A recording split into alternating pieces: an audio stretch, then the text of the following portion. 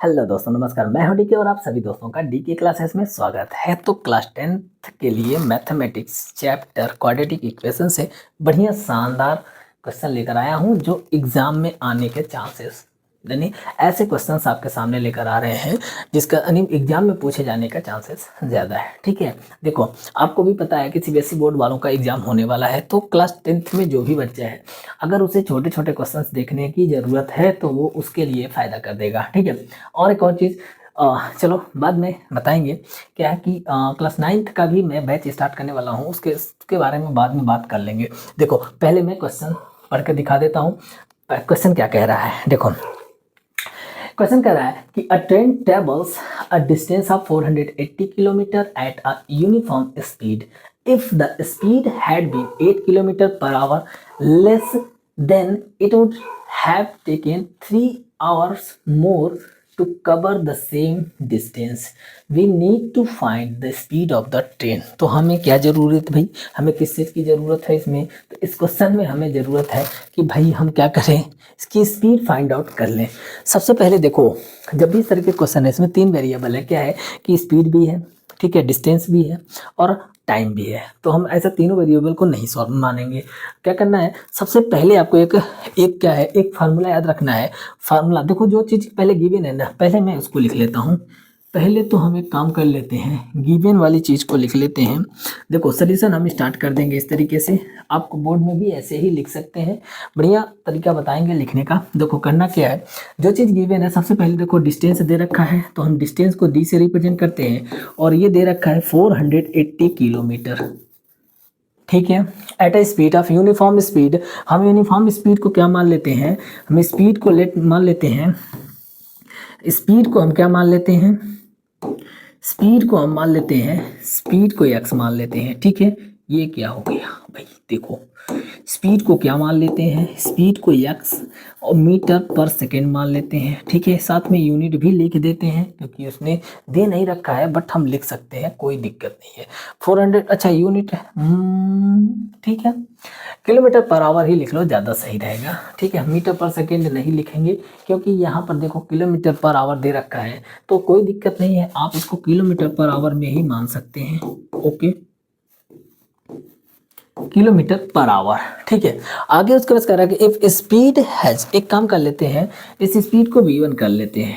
क्या कर लेते हैं, इस स्पीड को v1 कर लेते हैं। ठीक है, उसके बाद से फिर से स्पीड हमको दे रखा है v2 मान लेते हैं उसको। वो कह रहा है कि had been 8 kilometre per hour less, इसका मतलब पहले जो स्पीड x है, अब स्पीड क्या हो रहा है, 8 किलोमीटर पर आवर लेस हो जा रहा है। ठीक है, kilometre per our, okay, less हो जा रहा है।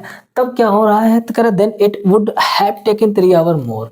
पहले वो मान लेते हैं टाइम t लेता था, अब वो टाइम कितना ले रहा है, 3 आवर मोर ले रहा है। ठीक है, पहले हम टाइम क्या मान लेते हैं भाई, देखो इतनी सारी चीज़ें हम यहाँ पर लिख रखे हैं, हम पहले टाइम को क्या मान लेते हैं, t1। ठीक है, T1 कितना ले रहा था, चलो कोई भी हो, लेकिन एक काम कर लेते हैं। देखो जब स्पीड कम करेंगे तो टाइम ज़्यादा लगेगा कि नहीं लगेगा, बताओ। जब हम स्पीड कम करेंगे तो टाइम ज़्यादा लगेगा, मतलब ज़्यादा वाले टाइम में से हम पहले वाले कम वाले टाइम को घटा दें तो कितना हो जाएगा, 3 आवर। ये भी दे रखा है क्वेश्चन में। इतनी चीज़ आपको समझ में आया कि नहीं आया, बोलो।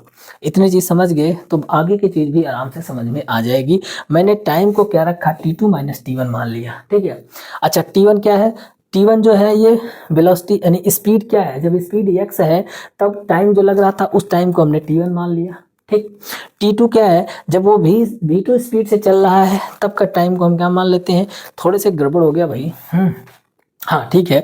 तब देखो स्पीड कम होगा तो टाइम ज़्यादा हो जाएगा, तो t2 को हमने क्या मान लिया, v2 स्पीड से चलने वाला। बोलो इतनी चीज़ समझे कि नहीं समझे।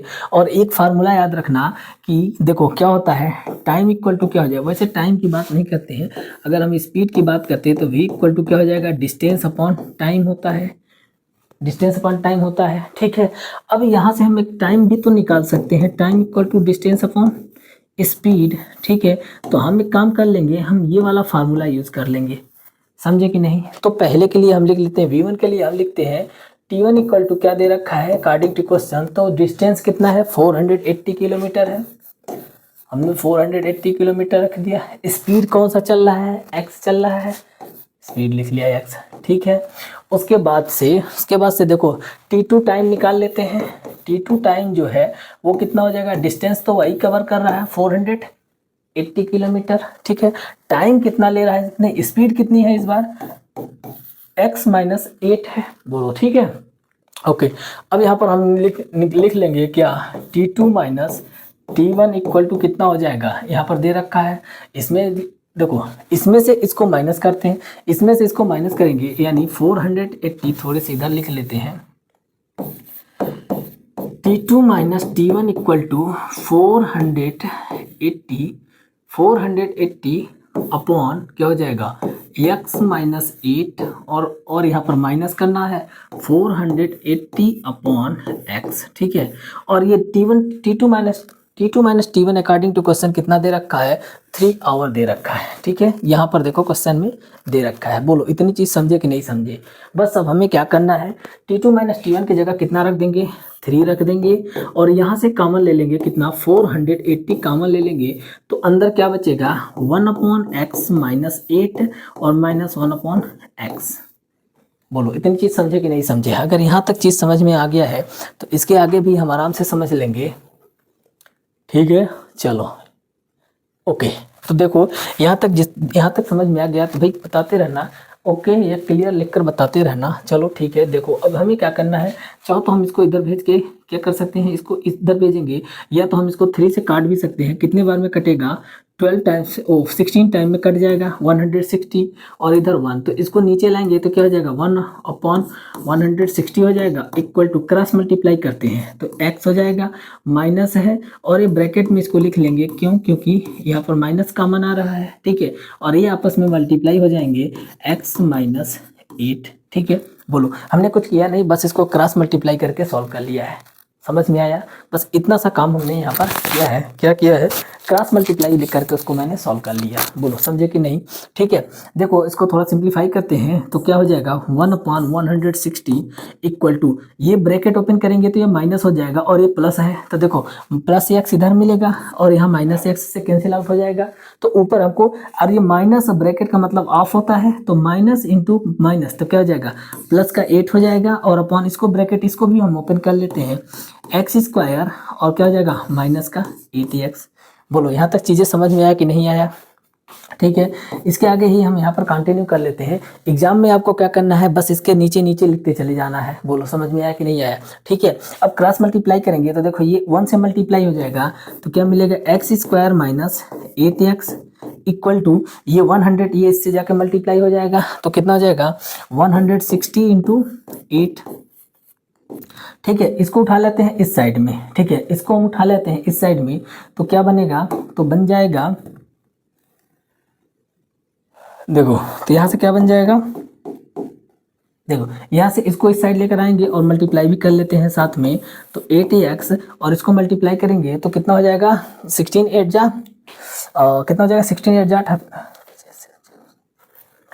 128, तो कितना हो जाएगा, 128, और एक जीरो लगा देंगे, इक्वल टू 0 हो जाएगा। बोलो समझे कि नहीं समझे। अब असली खेल आता है कि हम इसको कैसे, इसका फैक्टराइज कैसे करें, मिडिल टर्म स्प्लिटिंग। तो देखो इसके लिए एकदम बढ़िया शानदार जबरदस्त तरीका मैं बताता हूँ, इसके पहले भी बात कर चुके हैं। देखो हमें क्या करना है, लिख लेना है विद साइन, लिख लेना है 1 2 8 0 और मल्टीप्लाई विद कॉफिशिएंट x², ठीक है, यानी x² के कॉफिशिएंट के साथ इसको मल्टीप्लाई कर देंगे। इधर x² का कॉफिशिएंट 1 है तो कोई दिक्कत नहीं, वही आएगा।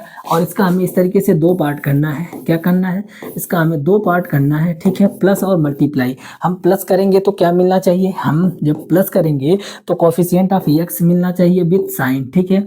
तो यहाँ पर coefficient of x with sign कितने हैं, -8 है। बोलो समझे, ठीक है।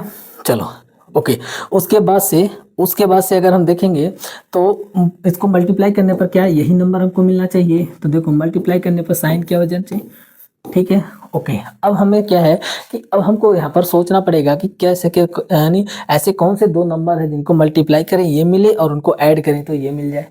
समझे कैसे सोचेंगे, तो देखो अभी आपको ध्यान दिखा होगा कि 160 को 8 से मल्टीप्लाई किए थे, ये मिला। तो बस यहाँ पर हम एक काम कर लेते हैं, इसको पहले तो 160 लिख लेते हैं इंटू 8 लिख लेते हैं, ठीक है। बोलो इतनी चीज़ समझ में आया। उसके बाद से क्या करेंगे, थोड़े से इसको और हम सिंप्लीफाई करते हैं, इसको क्या करते हैं 16 इंटू 10 लिख लेंगे और इंटू क्या करेंगे 8 लिख लेंगे। ओके, और क्या कर सकते हैं, तो 8 इंटू 2 कर लेते हैं और इसको 5 इंटू क्या कर लेते हैं 5 इंटू 2 कर लेते हैं और इसको 8 कर लेते हैं। बस इतने में ही सोच लेते हैं कि क्या कोई ऐसा दो नंबर मिल रहा है। देखो भाई यहाँ पर भी माइनस आ रहा है, यहाँ पर क्या रहा है माइनस आ रहा है, ठीक है, यहाँ पर भी माइनस आ रहा है। इसका मतलब दोनों के दोनों नंबर क्या है, दोनों में से देखो दोनों नंबर यहाँ मल्टीप्लाई करने पर निगेटिव आ रहा है। इसका मतलब बड़ा वाला नंबर क्या है निगेटिव है और छोटा वाला नंबर क्या है पॉजिटिव है। मतलब इसको इसमें से घटाने पर हमको ये मिलना चाहिए। देखो सोचेंगे कैसे, 8 5 जा 40 हो जाएगा और 8 2 जा 60 2 जा 32, मिल तो गया 40, क्या मिल गया भाई, मिल गया 40 और 32, ठीक है, क्या मिल गया 40 एंड 32, ठीक है, 40 एंड 32। ओके, तो दो नंबर हमको मिल गया है, एक मिला क्या, एक मिल गया 40 और एक मिल गया 32, 40 32, ठीक है। अभी क्या करना है भाई, तो को छोटा माइनस होगा कि बड़ा वाला माइनस होगा, तो देखेंगे तो माइनस आ रहा है यहाँ पर, तो कब माइनस हमको मिलेगा, जब बड़ा वाला नंबर यहाँ पर निगेटिव हो। तो बस यही हमारा यहाँ पर सोचना था, थोड़ा सा बस इसी को सोचना था, बस उससे हमारा काम बन जाएगा, ठीक है। देखो अब यहाँ पर हम इसको सॉल्व कर लेंगे इजीली। एक्स स्क्वायर क्या लिख लेंगे, माइनस का 40x माइनस का प्लस का 32x। वैसे भी देखो तो इनको सॉल्व करने पर माइनस का 8 ही आना चाहिए, आ भी रहा है, सेटिस्फाई भी कर रहा है। और माइनस का 1 2 8 0 इक्वल टू 0। यहाँ से हम कॉमन x ले लेंगे तो x माइनस 40 हो जाएगा, ठीक है। यहाँ से हम 32 कॉमन ले लेंगे, x माइनस का 40 बच जाएगा इक्वल टू 0। और x माइनस 40 एक ब्रैकेट में आ जाएगा और दूसरे ब्रैकेट में x प्लस, दूसरे ब्रैकेट में क्या आ जाएगा x प्लस 32, ठीक है। तो हमसे पूछा क्या है, हमसे पूछा है स्पीड पूछा है, तो स्पीड निगेटिव तो होगा नहीं। देखो दो का प्रोडक्ट क्या है 0 है, दो का प्रोडक्ट क्या है 0 है। इसका मतलब ये तो नहीं होगा कि इसमें जब हम इसको इक्वल टू 0 करेंगे तो x इक्वल टू माइनस का 32 मिलेगा, हटा देंगे, यानी x इक्वल टू हमको क्या मिल जाएगा 40 और यही हमारा क्या हो जाएगा स्पीड हो जाएगा। बोलो समझे कि नहीं समझे, ठीक है। थोड़ा सा हम क्वेश्चन भी दिखा देते हैं, ठीक है, बोलो। हाँ, तो हमसे क्या कर रहे हैं, need to find the speed of the train. तो स्पीड ऑफ द ट्रेन क्या हो जाएगा, यहाँ पर x इक्वल टू 40 और x इक्वल टू हमने क्या मान रखा है v1 को x मान रखा है, वही हमसे पूछा है किलोमीटर पर आवर। तो एक चीज़ यहाँ और लिख देंगे, क्या लिखेंगे, तो यहाँ लिख देंगे किलोमीटर पर आवर, ठीक है। तो बस the speed of the train, last में एक आंसर लिख लेना है, एक स्टेटमेंट लिख लेना है, क्या लिख लेना है, the speed of the train is 40 kilometre per our. ये नेगेटिव वाली वैल्यू क्यों नहीं लेंगे, क्योंकि स्पीड यहाँ पर नेगेटिव हम नहीं कंसिडर करेंगे, तो क्या हो जाएगा सेकेंड वाला इसका, यानी 40 वाला क्या हो जाएगा आंसर। तो इस तरीके से और भी शानदार क्वेश्चन के साथ हम आपसे मिलते रहेंगे, ऐसे ही सिलेक्टेड क्वेश्चन। आपका भी अगर देखो कोई भी डाउट है आपके पास, एनसीईआरटी का हो, आरडी शर्मा का हो, किसी भी तरीके का कोई भी डाउट आपके पास हो, आप कमेंट बॉक्स में हमको बता देना और क्वेश्चन नंबर बता देना कहाँ से कौन से टॉपिक में डाउट है, बोलो समझे। मैं उसका क्या कर दूंगा, उसको इसी तरीके से एक क्वेश्चन में सॉल्व करके दिखा देंगे, वीडियो अपलोड हो जाएगा। तो किसी भी तरीके का कोई भी डाउट आपका बचेगा नहीं। बोर्ड का एग्जाम आने वाला है, जो भी देखो कल तो हिंदी का पेपर है, सीबीएसई बोर्ड वालों की बात हो रही है, कल हिंदी का पेपर है, ठीक है। तो उसके बाद से आपको 10 दिन का टाइम मिल रहा है मैथ के लिए, ठीक है। तो मैथ में ढूंढ के जितने भी एनसीईआरटी में बढ़िया क्वेश्चन है उसको तो अटेम्प्ट कर ही लो। और मैं भी यहाँ पर क्या करता हूँ, ढूंढ कर ही एनसीईआरटी से क्वेश्चन लेकर आ रहा हूँ, समझ गए। तो इस तरीके से और भी क्वेश्चन आते रहेंगे। अगर आप नए हो तो चैनल को सब्सक्राइब कर लेना, वीडियो को शेयर करो, लाइक करो, कमेंट में भाई आप बताते रहो। किसी भी तरीके का कोई भी प्रॉब्लम है कमेंट में आप बता सकते हो, उसका सलूशन जो मैं जरूर, यानी उसका रिप्लाई जरूर करूँगा। टेस्ट में देखो बहुत सारे क्विजेज अपलोड किए गए हैं कम्युनिटी में, आप वहाँ, अब तो खैर पेपर जिनका पेपर ख़त्म हो गया उनके लिए तो कोई फ़ायदा नहीं है, लेकिन अगर क्लास 9th का बच्चा है वो भी अभी तो पढ़ा ही नहीं होगा, फिर खैर उसके लिए भी कोई फ़ायदा नहीं होगा। चलो ठीक है, मिलते हैं नेक्स्ट वीडियो में, तब तक के लिए धन्यवाद।